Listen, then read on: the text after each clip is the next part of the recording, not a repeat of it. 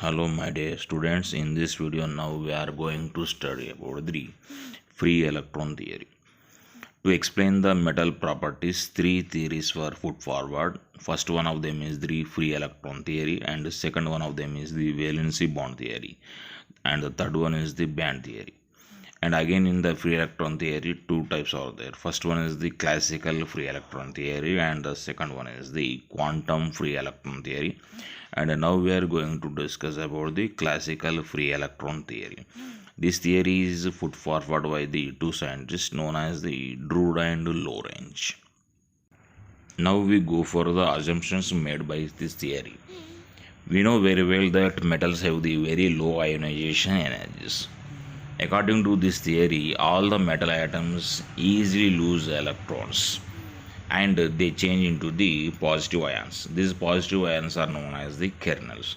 All the freed electrons form an electron sea or a electron cloud or a electron gas, and these electrons are very freely allowed to move in the entire volume provided by the metals that we can see in this animation. Melting point of the metals can be taken as the standard for the metallic strengths, because when metal is heated, first of all it changes into the molten state or in the liquid state.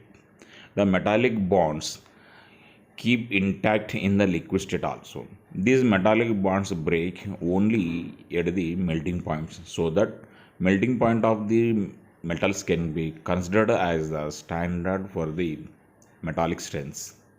The strength of the metallic bond depends on three things. First one is the number of the electrons that become delocalized from the metal.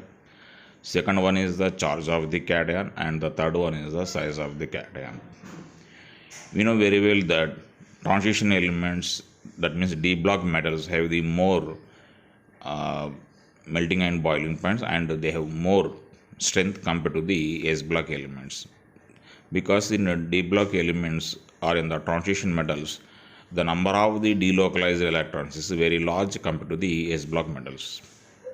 And compared to the first A group metals, second A group metals, that means alkaline earth metals are very hard, and first A group metals are very soft, because second A group metals have the +2 charge, whereas the first A group metals have the only +1 charge. And again, when we go from top to bottom in the alkaline metals, that means in the first A group metals, the softness increases from lithium to the cesium. Now we move on to the other assumptions made by this theory. Second assumption is that, like the molecules of the gas, the free electrons of the metals move randomly in the entire volume provided by the metal. And the third assumption is that the collisions among the free electrons are elastic collisions. That means during these collisions they do not lose energy and they do not gain energy. So that's why these collisions are elastic collisions.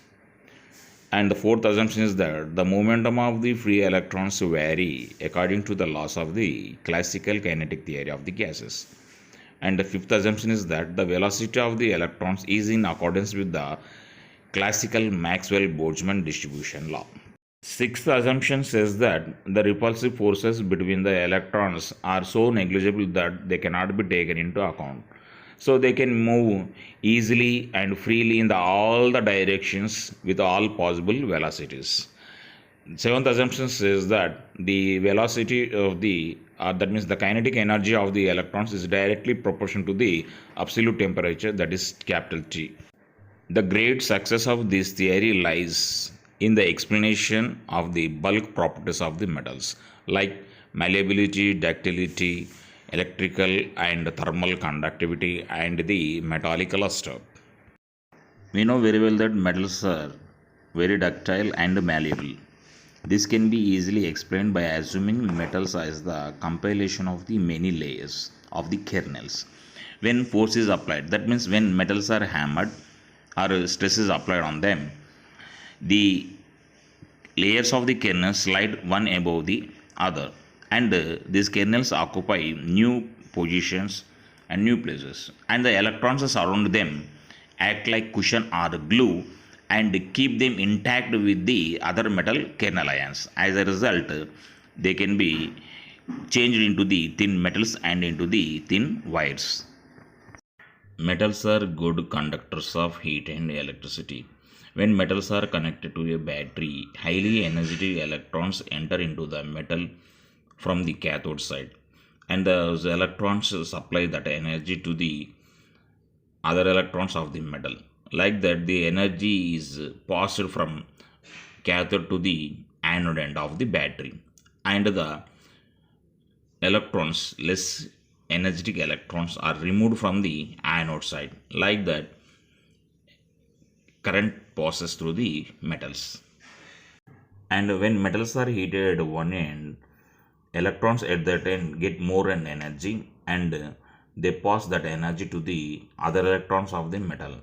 So like that, they act as the good conductors of the heat also. When metals are exposed to the light, they shine. This property is known as the metallic luster. This happens so because the electrons bounce back the photons of the light. As a result, they shine when they are exposed to the light. Heat capacity of the metals is explained as the ability of the free electrons to move about the solid. As they move, they efficiently transfer heat through the material. Here some merits and demerits of this DRUDE Lorentz theory are given. You can go through them. Thank you for watching the video.